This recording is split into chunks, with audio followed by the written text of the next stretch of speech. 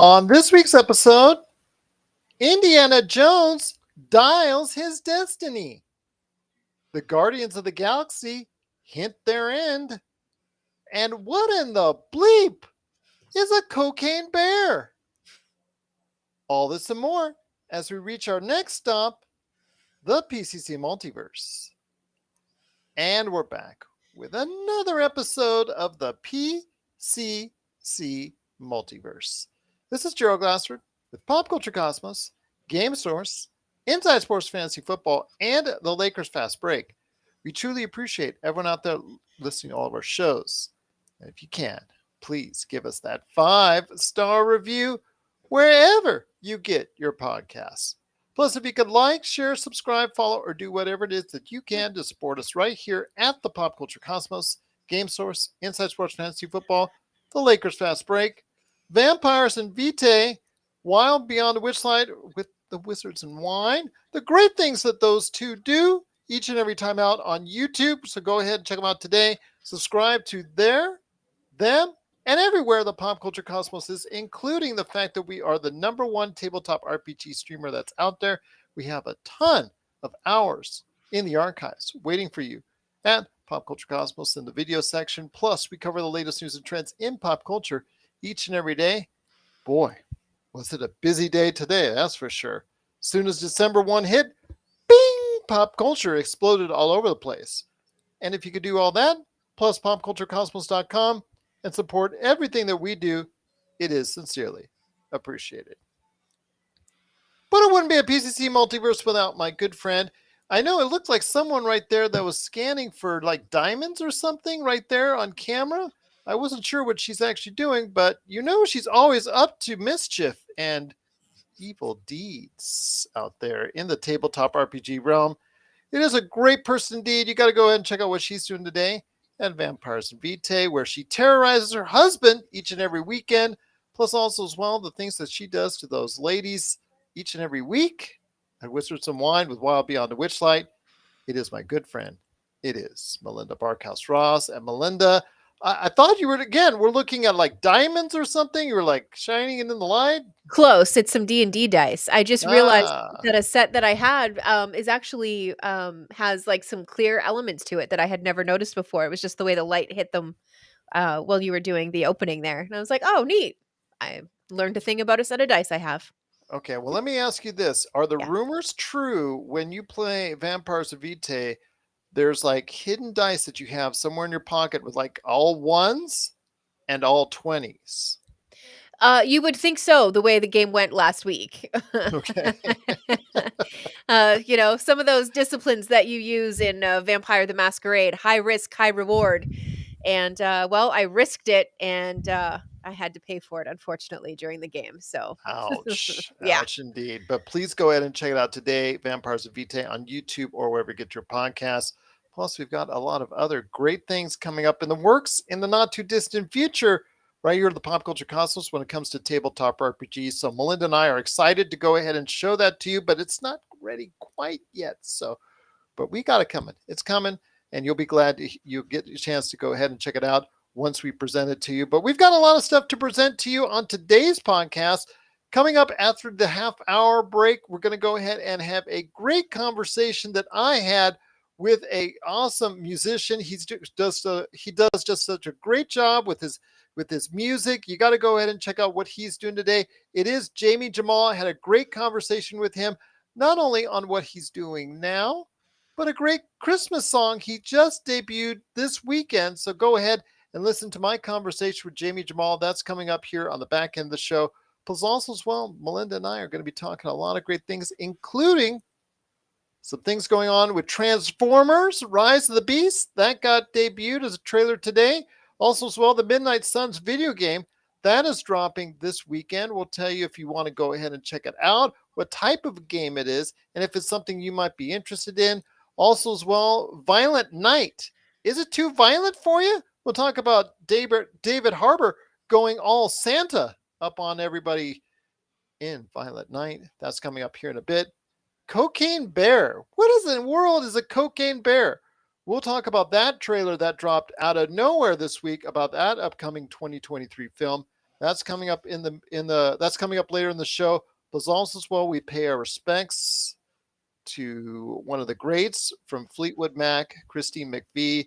She unfortunately passed away this week at 79. We'll talk about her legacy with the music world. That's coming up on the show as well. But first, Melinda, Disney, Disney, Disney. I know right now, when it comes to entertainment and streaming, all these different companies, whether it's Warner Brothers Discovery, whether it's Disney, whether it's CNN, whether it's Paramount, CBS, all these companies are having troubles, having issues, laying off, and just my hearts are with those that are affected by these averse issues going on. But the bubble in the streaming and entertainment world seems to finally have kind of burst a little bit. So it's going back to more traditional entertainment in ways. And one of those is trying to showcase more things out there for the upcoming box office. And my daughter didn't even have to tell me what's going on. As soon as she mentioned that Indiana Jones 5 and also as well Guardians of the Galaxy Volume 3, both of those trailers dropped today. I said, let me guess, there was a Disney investors call somewhere around, wasn't there? Yeah, the telltale signs were all there, Mm-hmm. weren't they? That and Brazil Comic Con. I know that they also made a special Ant-Man video for Brazil Comic Con, which is actually a growing and budding Comic Con over the past few years. It's now becoming really important in the landscape of pop culture. That's also important, but I had a feeling there was something a little bit more important on the mix when it comes to Disney. Yeah, there are a few things going on for Disney right now, and well, I mean, sometimes when you're in the thick of it, all you can do is keep moving forward, Well, keep on that's swimming, the as they case, and say. yeah, and with the changes in the Bobs, like we talked about on last week's show, Yeah, and the investors call that his first one as as a returning CEO, you knew he wanted to get things off to a bang and a good start, and no better way to do it than to showcase the first trailer for Indiana Jones 5 coming out next summer, and also Guardians of the Galaxy Volume 3 coming out next summer. Each of those trailers had different mixes in it. They were both good. I think everybody is talking a little bit more amazingly about Indiana Jones 5. I think that's partly because the MCU, it's just like, okay, we know it's the Guardians of the Galaxy. We just saw the holiday special. It's another thing in the MCU that's great. We know it's the last time. But when Indiana Jones 5, after all these decades, after all these years, it seems like Indiana Jones still has its charm. yeah, and at least going by the trailer, we're back to some of that classic Indiana Jones sass that people love so much. So Throwing that it's whip. absolutely. And there's something about hearing that Indiana Jones music that just immediately takes you back to watching the movies and all of that kind of stuff. All of the good stuff. So it was a welcome surprise today. I love the fact that the character Sala actually was the first voice that you heard. He's Yeah. actually the first voice that you hear when you go on the ride at Disneyland as well. That's so funny because he has been playing such a part of Indiana Jones's life over the years and in the good movies. Now this is the fifth movie. So if you use the Indiana Jones theory, the odd movies are good and the even ones are bad. So tell me your Right. thoughts on how excited you are after seeing it, including a scene that was showcased showing the de-aging technology actually not looking like a hidden valley or the the image that was shown. It didn't actually look too bad at all. Yeah, no, it looked really clean actually, which is great. I hope that as we get the second trailer, because I assume there's going to be two trailers. Oh, That you seems know the way it. the things go these days. Hopefully, we'll get a little bit more of that particular scene, um, so they can kind of show that off a little bit. I think that it definitely looks like a lot of time was spent on that kind of thing in particular for this film. So I'm excited for it. I don't know if it's going to get me to the theater yet. Not sure, but it is very cool. I'm sure as soon as I tell Robbie that the new trailer dropped, if he doesn't know already, he'll just buy the tickets and we'll be at the theater for it. But yeah, no, I'm He's gonna excited get for this okay. one. What he's gonna do is No, he's gonna buy the tickets, then he's gonna get the whip, And he's gonna Yeah. like whip on something, and he's gonna grab you, just like almost like a Star Wars type deal, and just like Yep. there you go. And away we go to the movie theater. Exactly. Yeah, so I can see that being a thing that does happen, but, yeah, no, this trailer, it hit on all of the things that you love about Indiana Jones. So, I'm optimistic, very optimistic about it. Well, do like the fact that you said it best. The sass of Yeah. Indiana Jones is back, especially that last scene paying Yeah. homage to a famous scene in the original Raiders of the Lost Ark. That was actually very cool Yeah. about how that was played out. So I'm hoping, even though this is not being directed by Steven Spielberg, that it's still going to find that charm, that grace, that humor, that at least the odd number of Indiana Jones movies are going to actually, the odd movies in the Indiana Jones movie set is actually what it's all about. Yeah, and it's just, I don't know, it's leaving me feeling optimistic. I haven't heard anybody poo-pooing it yet, which is also pretty great, when a new Yes. trailer drops for something, because there always has to be one contrarian. Yeah. But, I haven't even heard anything from that particular camp yet, so, That's always a good sign. But yeah. before we head to the break, my friend, there was another trailer that they dropped. Again, they also dropped an Ant-Man with a couple scenes of new footage. Mostly it was, I guess, a homage to the Ant-Man character over the course of his various appearances in the MCU. But at the very end, they did show a little bit of new footage for the folks at at Brazil Comic Con. You can go ahead and check that out on YouTube. But when it comes to Guardians of the Galaxy Volume 3, fresh off of the holiday special that just debuted last week. Now you've got the Volume 3 trailer. It does have Gamora and it does have the Guardians of the Galaxy. Very sentimental, very aware that could be the very final time that they're all together. Yeah, and I think that the way that these movies have been traditionally, I mean, you could say that it's all about the hijinks and perhaps some of the more, college, not college humor, that's not what I mean. I just mean, like, a younger kind of comedy in those ones, Mhm. until, Star-Lord started to get jealous of Thor. I thought all of that was very funny, and talking with the deeper voice and all of that, that was very well done. They had me on that. I had to laugh. You will Um not do that here. Yes, exactly. It was good stuff. And I'm ready for a Guardians of the Galaxy that has a little bit more, I'm going to use the word depth, and I'm not using it in a way that is saying that the other movies were very shallow, because I don't think that that's true either, but I'm excited to see a Guardians of the Galaxy movie that is going to take us a little bit further into the relationship with all of the characters, and something that is going to, maybe, oh gosh, this is going to sound corny as heck, but something that's going to show us perhaps more of the softer side of Star Lord. We'll see. I hope so. I don't know if it's his last appearance. We'll see. I know it will be the last appearance for at least one or two, if not all, of the Guardians of the Galaxy. We'll see. I don't think it's the end of the Guardians of the Galaxy IP. I think that they'll reform it at some point down the line with a new set, because the original comic book series had a various amount of individuals for the Guardians of the Galaxy at times. So I really think at some point in time you'll find a new set of Guardians of the Galaxy, just because Disney loves that IP because of how well it's performed over the years. So I have a feeling that they're not going to give up that IP anytime soon. Yeah, absolutely. And of all of the Marvel films, I feel like the Guardians of the Galaxy movies have probably been the most consistent. Like the Thor movies were great or they were terrible.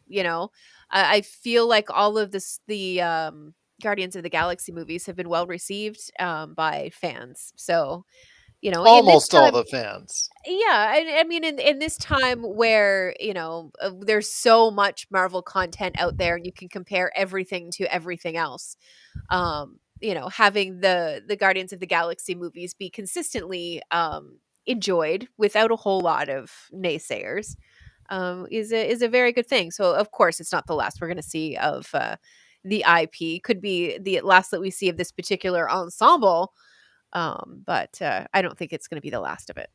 I don't think so either. But yeah, just don't. I guess not listen to what Josh and I have had to say about Volume 2. And we'll just leave it at that. So Well, I mean, they can't all be incredible, but when when you put Volume 2 up against, some of the Thor movies, for example, I oh, would that's true. much rather sit down and watch Volume 2.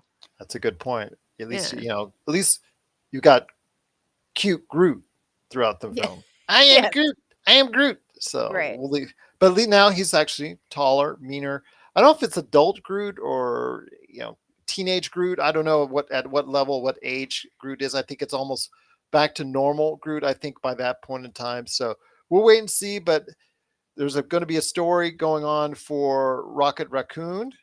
That's something that definitely is already looks like it's being played into it. If you got a chance to see the trailer, we'll probably see some type of closure with Gamora and Star Lord. We'll see what happens there.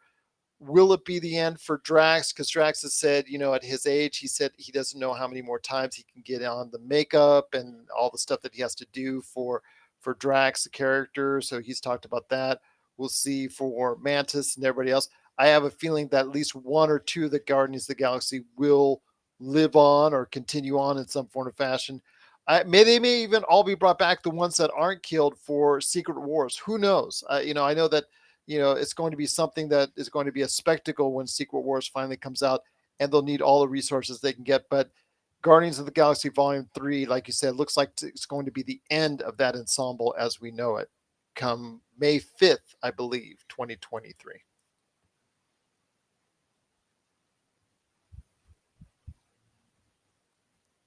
I guess that's an okay, or Yeah, absolutely. Yeah, no, yeah.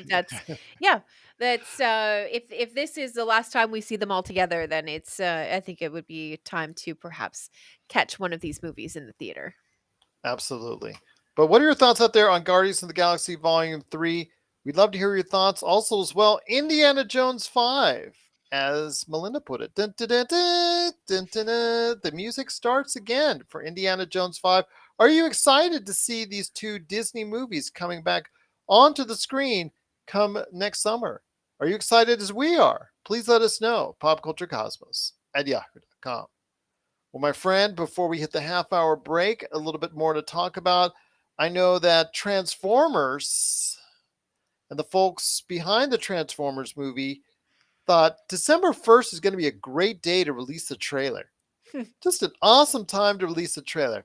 There's going to be there's going to be no competition. There's not going to be any problems at all.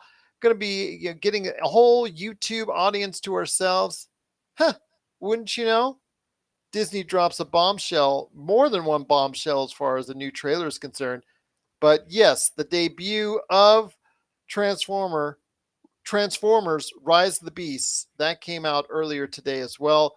Your thoughts on it? I mean, it showed like a King Kong type persona that's also a Transformer, but looks like he's a friend to Optimus Prime and warning of new dangers that are up ahead and the usual Transformer action, none of which looks like any different than I've seen in any other Transformer movie. I'm not a big fan of the Transformer movies. They're like background music when I see them on as far as the movie is concerned. I do other things. They don't keep my attention. I know Michael Bay had made a good living off of them as far as the quick cuts, quick action scenes, not very much acting, and pretty bland comedy, but you know what? It's always translated to big money overseas. Outside of Bumblebee, Bumblebee had at least a decent story to follow, so I thought that was actually one that was pretty comparably good as far as the movie's concerned. But your thoughts on this latest Transformers movie, Rise of the Beasts? So, Rise of the Beasts, and Gerald, I'm sorry, but I'm really gonna test your knowledge here on this Oh one. God, dear God, help me. But there was at least a cartoon back in the day Mhm. that were dinosaur Transformers, right? Or was that just the toy? I think it was just the toy. Just a toy? Yeah, because it might have been an offshoot as far as the episode from the Transformers series. Right. Because you and I both know about after school, you would go and check that out. Yeah. Transformers, more than More meets than the meets the eye. eye. Yeah, yeah, yeah, Yeah. yeah, yeah. Perfect. Do, do, Okay, do, so do, do, do, do, do. Yeah, I can't. That's something maybe about Decepticons. Yeah. maybe this Rise of the Beast means very soon we're gonna get a Transformers versus dinosaurs um movie. Maybe Then that's all of a sudden the theme from Jurassic Park comes up. Do do yeah. do I do mean, do do do do. I I'm this movie for the Transformers. I'm personally, I could take or leave. I'm sure it's going to be fine. I liked the first Transformer movie. I had a lot of good laughs out of it. I thought it was well done. Mhm. But uh, if we're gonna have transforming dinosaurs, I'm gonna see that movie. So if that's the one that gets made next, I'll go see that one. Okay. What if it's in this movie? What if they are the beast? What if they are the danger that the King Kong wannabe Transformer actually is indicating to Optimus Prime? Well, then I guess I have to go to the theater sooner than I expected. Okay. So that's what's going to bring you back to theaters. Not necessarily Indiana Jones 5, unless your husband swings you in there on a whip. That's right. That's right. Not the final episode, most likely, of the Guardians of the Galaxy. Right. It's going to be a Transforming transformer. dinosaurs. Yeah, Yeah. transforming dinosaur. Okay, I'm gonna Yeah. make a note of that. Yep. Transforming I mean, dinosaurs get her into theater. please do, and it's perfectly acceptable to roast me over that opinion as well. I understand that it's ridiculous, and I Hey, think that every that's person's got their thing. but just think that that's what's so enjoyable about it is would be the level of absolute ridiculousness that would come with it. So Does Rob know about this? That you're a girl that loves simple things, Dungeons and Dragons, Vampire the right. Masquerade, Yep. Yep. transforming dinosaurs. Yeah. Why do you think he married me? Oh, okay, fair enough. Absolutely, must have been a crazy wedding, and I'll leave it at that. Right here in Vegas, baby. Okay, okay, same here, same here. But what are your thoughts out there on Transformers: Rise of the Beasts? Are you looking forward to it coming out next summer, of course? And did you even get a chance to check it out at all because of what Disney dropped right before it today, as far as the trailers for Indiana Jones and also, of course, as well, the Guardians of the Galaxy Volume 3? Did you actually get a chance to see Transformers Rise of the Beast? If you didn't get a chance to see any of those trailers, just go ahead and to Pop Culture Cosmos on Facebook. All the links are right there for them. So go ahead and check it out today and let us know your thoughts on Transformers Rise of the Beasts, Pop Culture Cosmos at yahoo.com. Melinda, I've got a little bit of a surprise to tell you because the numbers just came out. Well, at least the numbers that Netflix wants you to know came Right. out this week and just notified everyone out there that Wednesday on Netflix is one of the largest openings ever for Netflix as far as within the first week, actually exceeding Stranger Things 4. So, your thoughts on this Tim Burton creation based off of the Addams family, the young lady circling as far as around her, Catherine Zeta Jones and Luis Guzman, two awesome actors, are also playing, obviously famous characters in the mix as well. There's Uncle Fester, Morticia, Gomez, all the Addams family seems to be there as well. Pugsley. Can't believe I've remembered all of them just off the top of my head. I'm just amazed myself by doing that. But it is Thing is Wednesday. there too. Yeah, the thing, of course. But Wednesday, if this focuses on Wednesday. This series focuses on her going from school to school, calamity to calamity, the ways she has to adapt. And of course, she doesn't exactly adapt in the same way, but it seems to have garnered her charm.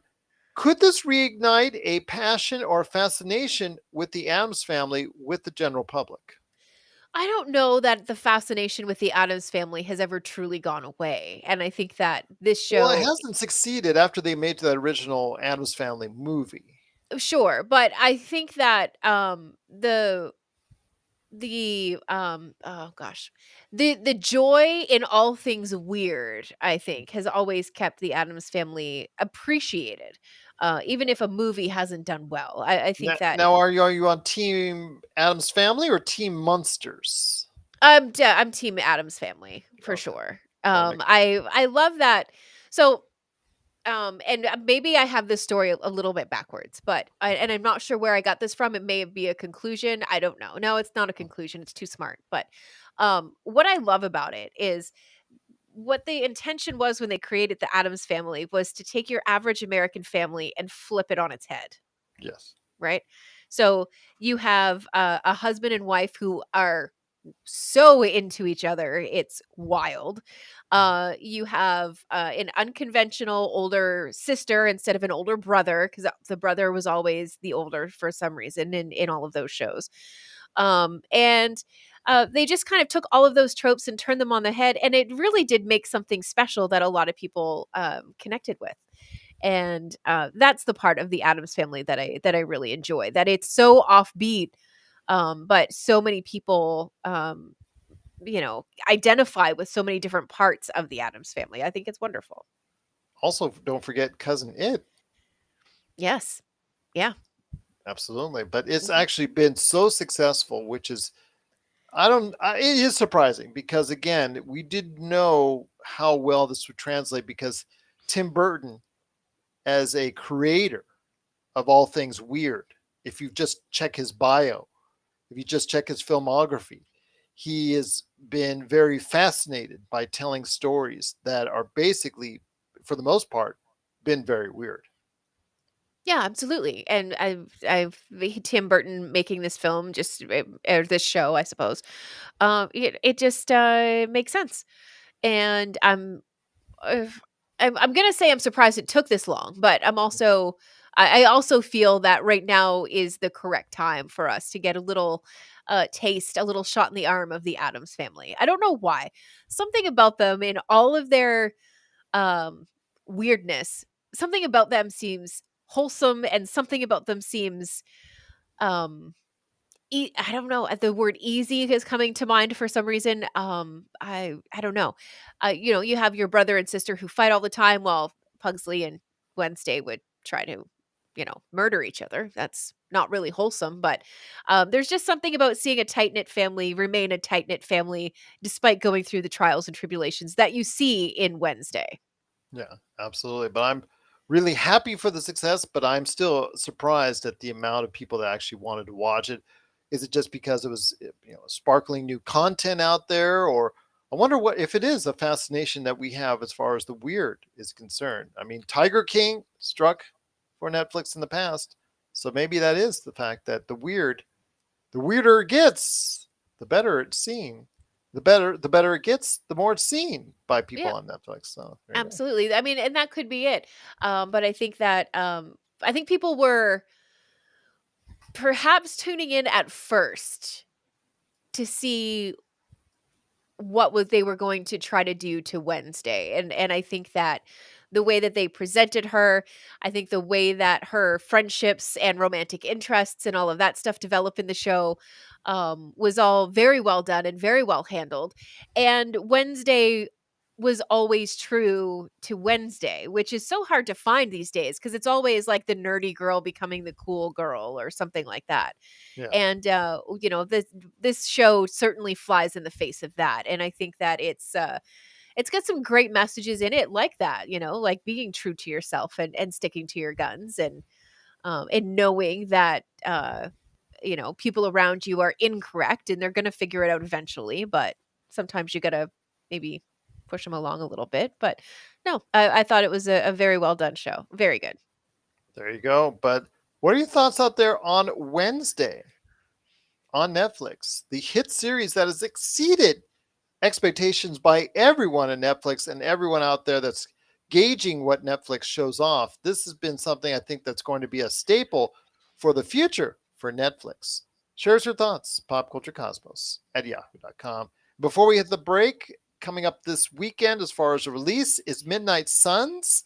Midnight Suns, a kind of a different offbeat game if you're into the strategy, point and click, turn-based games like XCOM. I think of the past few years has been probably the most revered and highest rated of that style of genre game. Here comes Marvel's Midnight Suns.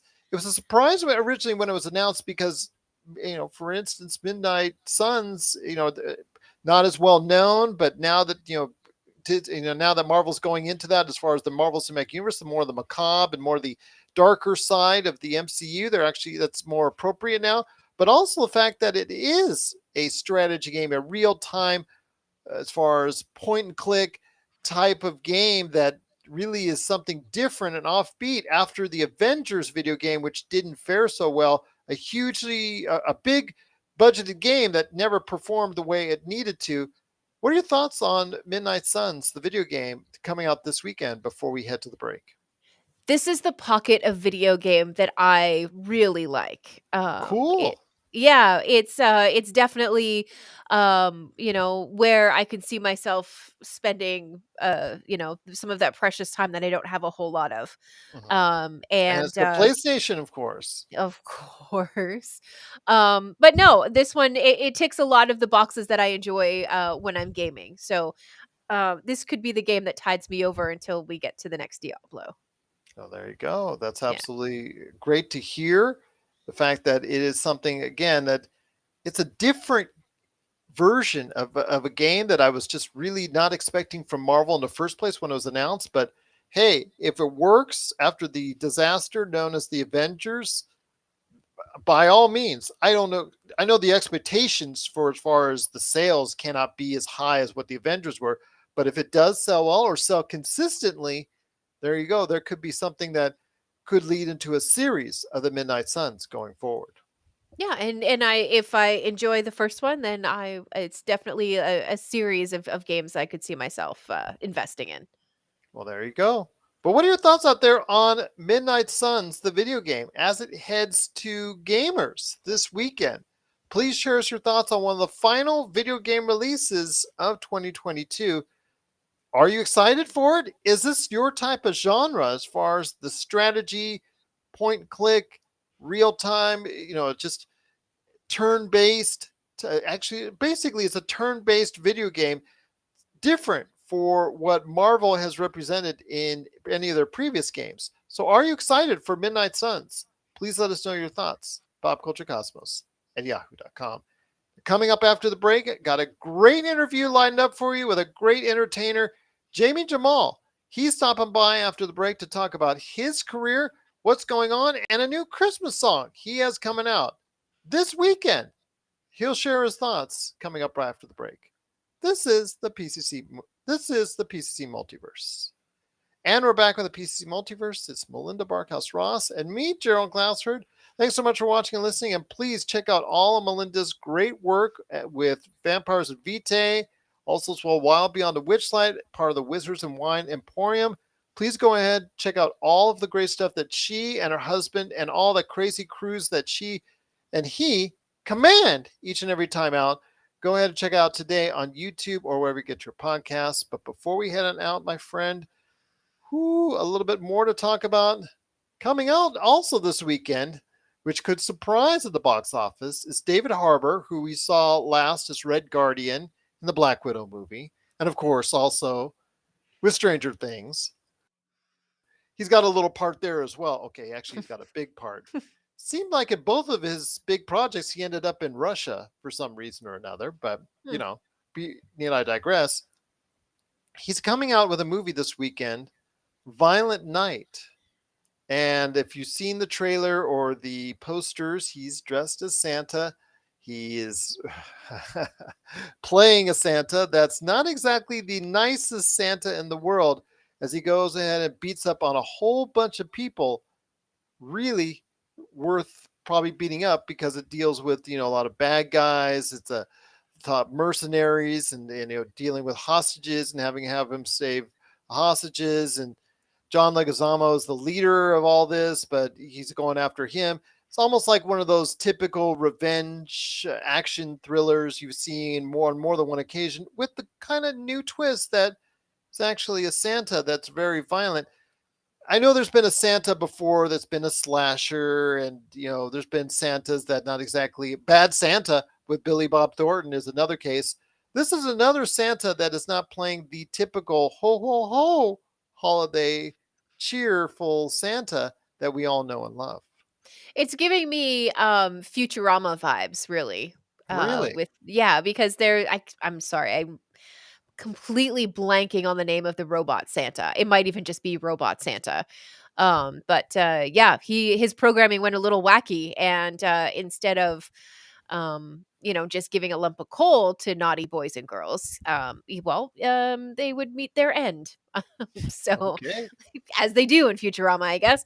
Yes. Yeah, so I'm kind of, I mean, not the silliness of Futurama, but I'm getting that same kind of vibe. Well, there you go. But Violent Night is out in theaters. So if you're interested, that's your cup of tea, seeing a different side of old St. Nick. Please let us know your thoughts on Violent Night. Is it violent enough for you? Please let us know your thoughts, as we've seen this type of movie before, but not one made by an individual that's been wearing Santa Claus. So, different thing there. Please let us know your thoughts if you're into Violent Night, popculturecosmos at yahoo.com. But before we head on out, my friend, couple last topics I want to go ahead and talk about. And I never thought in all my years working with you, Josh, Marcus de la Garza, TJ Johnson, Jamie Monroy, all the great people that I've worked with, I never thought I would talk to my co-host about a cocaine bear. Yeah. Very interesting, as the Cocaine Bear trailer dropped this week. It's being directed by Elizabeth Banks, who you know from several movies, 40-Year-Old Virgin. She's got so many different movies that she's done, and she's gone into directing and also still acting at the same time. So she's doing a lot of that in a lot of projects. But this is based loosely, as they always do in Hollywood, the term loosely, off of Mhm. a bear that actually ingested cocaine, with the added mix, of course, is the fact that this bear in this movie is going to go on a rampage. And of course, boo boo boo, it's not like Yogi Yeah. Bear or anything like that, just Yeah, having a little no. picnic basket. No No, picnic no, no. basket here. It's more No. like people basket. So yeah, absolutely. The From what I was reading, the original Cocaine Bear actually never really ate anybody or did anything like that. It just ended up, acting weird. And now I think it's on display somewhere. I think it's up down in the southern part of the United States, if I remember vaguely what I read the other day on it. But this is altogether different. They all changed a little bit, tweaks here and there. Of So course, you now loosely have based, a after all. So now you have a bear that's on cocaine, very high, as it snorted it up or ingested it somehow, probably just ate it like any bear does. Your thoughts on seeing if your 2023 might be filled, since you're returning back to the box office for a transforming dinosaur, would you go back for a cocaine bear? Oh, this one's rough That's one of my because best lines I think I've ever given you. I think so, yeah. I I don't wanna say no, but I don't wanna 100% say yes. I'm very much on the fence about this one. I do love, a popcorn flick, and I think that this fits the bill for that. If you're into, obviously, slasher movies, this is definitely going to, tick a lot of those boxes for you, I think. But yeah, I don't know. There's just something about this one that I'm just like, I don't know. Maybe I can pass on this. But at Well, the same time, I don't want to miss out on what I'm sure is going to become a cult favorite. I have a feeling it will do the same as well, but I can just see the argument upcoming between you and your beloved Robbie on this. Yeah. And he's going to tell you, honey, it's a cocaine bear. You want to go see a transforming dinosaur, but you don't want to see a cocaine bear. What's up with that? I wish I had an explanation. I really don't think that I do, but I don't know. There's something cool about a I, transforming dinosaur. Are you kidding me? I could give you all the airtime you want in order to try and explain that A out. transforming triceratops? Who doesn't want to see that? Come on. That's Well, me, amazing. because I want to go see a cocaine bear. I suppose. I don't know. But basically, so the bear gets into a whole bunch of unfortunate substance, and then for I guess like 24 hours or 36 hours or something, he's basically unstoppable. Mhm. And that's the premise of the movie. So that's also the whole movie. Sometimes you don't So have to make things in depth. yeah, Just have to go ahead and there it is. Yes. absolutely. Sometimes the trailer can just reveal everything and it's all good. Yeah, and you get the one shot of like the ambulance pulling into that parking lot, and then the next is just the guy opens the door, sees the bear, and then closes the door, and then it just is chaos from there. So, Absolutely. if that's your thing, if that's your bag, man, then definitely, I mean, pre-order tickets for it. Go for it. Okay. Just don't have cocaine. It's actually highly illegal in the United States. Want to make sure that's Yes. reiterated on the show. And also, pretty much a lot of parts around the world, I think cocaine is illegal there too. So don't ingest cocaine. We're not at the Pop Culture Cosmos suggesting you induce yourself with cocaine before watching Cocaine Bear, but it is something that caught me by surprise. I had no idea this was actually being made. So I was pleasantly surprised and amused all in the same fashion, although Melinda was actually more surprised by transforming dinosaurs. So I want to hear your thoughts out there. Okay, in this battle, which do you want to see more? Transforming dinosaurs or a cocaine bear? Please let us know your thoughts. Popculturecosmos at yahoo.com. Well, my friend, it's been a great episode, but I did want to mention before we head on out a great loss in the music industry, which you are so familiar with, over 20 years experience on the air dealing with some of the greats in the music scene. And we did have a loss in the music scene this past week with the loss of one of the great stalwarts of Fleetwood Mac, one of the great bands of the 70s and 80s. That would be Christine McVie, who passed away this week at 79. Your thoughts? She has so many hits. Well, as part of Fleetwood Mac, of course, she has a lot of hits, but there are several hits of her own as part of Fleetwood Mac that she was the front person for. Your thoughts on the legacy that Christine McVie and leaves behind? Yeah, I mean, what a legacy. An incredible career, an incredible impact on popular culture, an incredible impact that is still felt today every time somebody discovers a Fleetwood Mac, Yeah. uh, record in their parents' collection. That impact is felt again. And it's incredibly tragic for the loss. But my gosh, it's another example of being so thankful for people who share their talent and share their artistry with the world. And we get to consume that long after their passing. So, very tragic. A lot of the stuff that has come from Fleetwood Mac has been absolutely heartbreaking to read on social media. And, it's definitely an evening to put on something a little bit witchy and pop on a Fleetwood record and just enjoy. Do you have a particular favorite of hers in mind?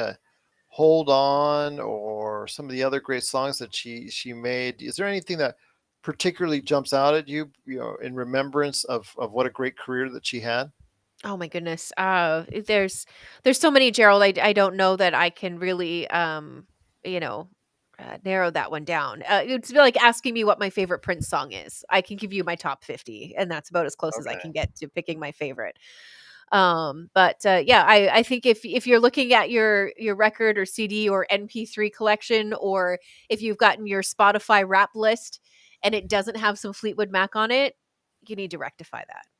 Okay. Yeah, absolutely. I think that the band Fleetwood Mac is definitely one of the preeminent bands of the 70s. And then again, their career still was at a good level in the 80s, the early 80s, and even in the mid 80s. And as they continue to bring out hits that were still hitting on the charts, their tours, like many of the bands of that era, seem to continue to generate enthusiasm and big crowds continuously for decades beyond that. And I think that's the best memory I have, is the fact that even in the 90s, when they were, I know that there was breakups, I know there was, feuding, I know there was breakups, fighting, things of that nature, but there was also times where they got together, and when they got together to go on tours, it really was a very memorable event anytime they were at an arena or a stadium near you.